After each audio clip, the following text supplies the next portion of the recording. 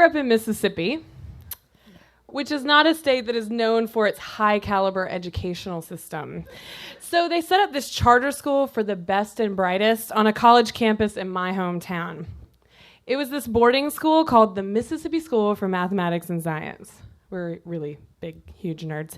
And we lived lives filled with AP courses and TI-82s that were punctuated by brief moments of hanging out on the lawn during our free time on weeknights between required study hall and our 10 o'clock curfew when we had to be in the dorm and ready for room check. During this magical hour and a half one night, we got word that the seniors had pulled a prank. They had hilariously poured a bottle of Mr. Bubbles into this fountain. So it was this square fountain that was about knee height. It was about a square, and then in the middle it has this water, and then this arch, this sort of circle of metal tongues that sort of spray water into the air. This really pretty arc that we would generally sort of sit by and pretend to be all cosmopolitan in the middle of Mississippi. And I was a junior, and I was a super theater nerd. And we had just wrapped up the dress rehearsal of this play called Dark Side of the Moon, a story about mountain people of Appalachia. So I was wearing a dress with the arms cut out, a rope for a belt, fake dirt on my face, and hair strategically teased in order to look real ratty, and my shower shoes because, of course, on stage we were barefoot. So, we were really playing to stereotypes. So in this garb, I run over to the fountain with my other theater geek friend, Breezy. And as happens frequently when teenagers are near water, a splashing fight begins. Boys and girls are flirting and teasing, and inevitably a girl gets thrown into the fountain. And this time, that girl was me.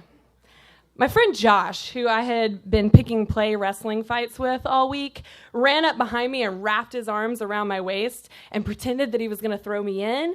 But the ground was really slippery from all that Mr. Bubbles, and so in I went. So I fall sideways like this, and one of those spigots, I landed on one of those spigots. So I come up out of the water, and eyes like saucers are staring back at me in horror. Guys are ripping their shirts off and pressing them to my face, and I just thought I'd hit my face on the stone, so I'm still joking and flirting with Josh, like, don't worry about it, Josh. If I were bigger than you, I would have thrown you in, too. And then I go to test the wound with my tongue, as you do, and it goes through my cheek. Yeah. And that's when I let loose the scream, right? The caveman primordial scream. I have just realized that I have a hole in my face. After the initial horror, I went into battle mode. Time slowed down, and I looked around at all of these shell-shocked, trembling nerds and realized that if I didn't get help, no one would. So I turn to Breezy and I say, we have to go. And I walk steadily back to the dorm with Breezy holding one flip-flop in hand. And in an effort to make me feel better, I guess, she says, don't worry about it, Blair. They do amazing things with plastic surgery these days. I, of course, had not yet realized, I'm going to be horribly disfigured. I stopped for a second to scold her for interrupting my purposeful walk to the dorm and presumably to medical attention. I walk into the lobby, and one of the girls that had been helping me finally looks down and sees that she's covered in blood and immediately hits the ground. 3 girls who I've never spoken to before in my life are crying hysterically on the couch, and I can hear guys behind me threatening to kick Josh's ass. It is absolute chaos, but I still am in that crisis mode calm, right? As I walk into the main office, the head of the dorm tells me to sit down. Not immediately in the car to the hospital, no. I have to call your parents. Have a seat while I call your parents, is what she says. And this is what she says to my mother when she gets her on the phone.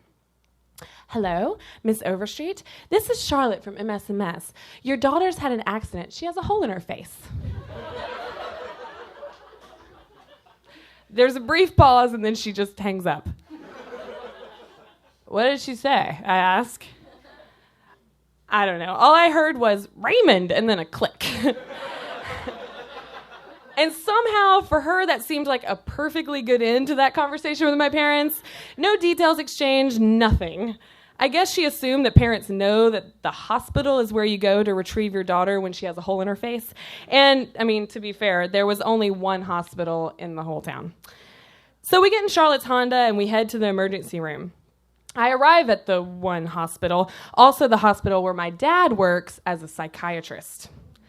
I walk in and confidently say, "Hi, I'm Dr. Overstreet's daughter." And the nurses exchange this look that shows that they don't believe me.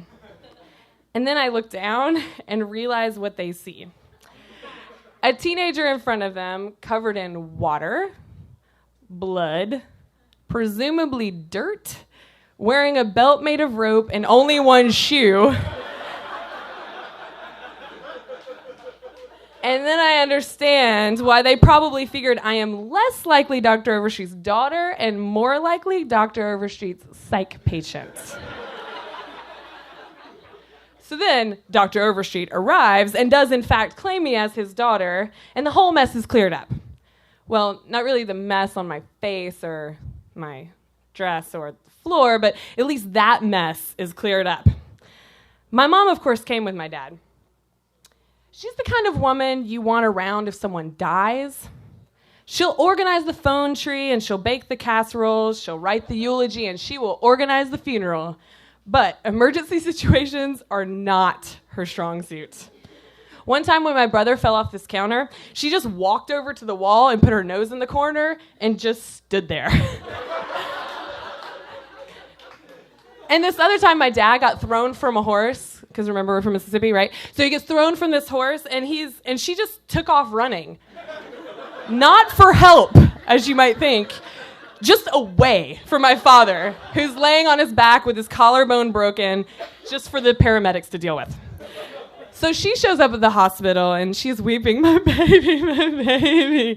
And so my dad occupies her by sending her home to grab me some other clothes to replace my mountain people clothes. So it takes 10 minutes to get to my house from there, but she was back in 15 with clothes that I've never seen before. A family reunion shirt and a pair of sweatpants from some place called Baldor. It's as though in her panic, she climbed a ladder into some stranger's Christmas closet to get these clothes. While she's gone, though, my dad called a friend of his who was a plastic surgeon and asked him to come do the honors of sealing shut the hole in his daughter's face.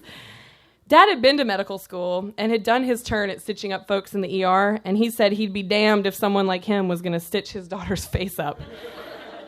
So we have to wait 45 minutes for this doctor to get in from his house in the country. And while we're waiting, my dad says, "Let me see." So I remove the shirts from my face, and my dad grimaces and sucks air through his teeth. This is not a good sign. He's seen the insides of folks before, so this is really not comforting. And the adrenaline from the accident is starting to wear off. I'm now kind of freaking out, and all that focus and calm is gone and is replaced with fear and a horrible pain in my cheek where I can feel the air touching every exposed nerve.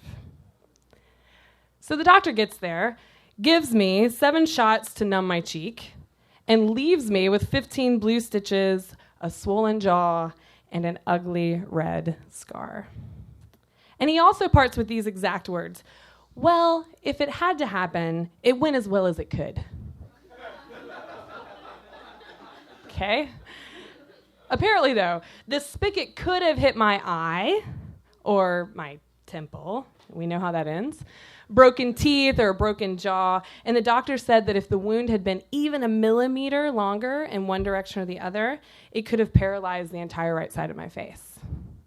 So I head back to school the next day, with these words as a refrain in my head to comfort me.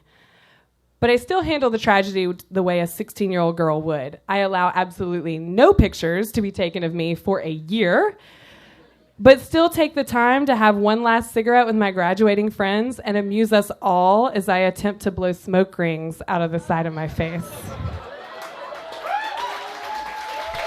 Blair Overstreet, everybody.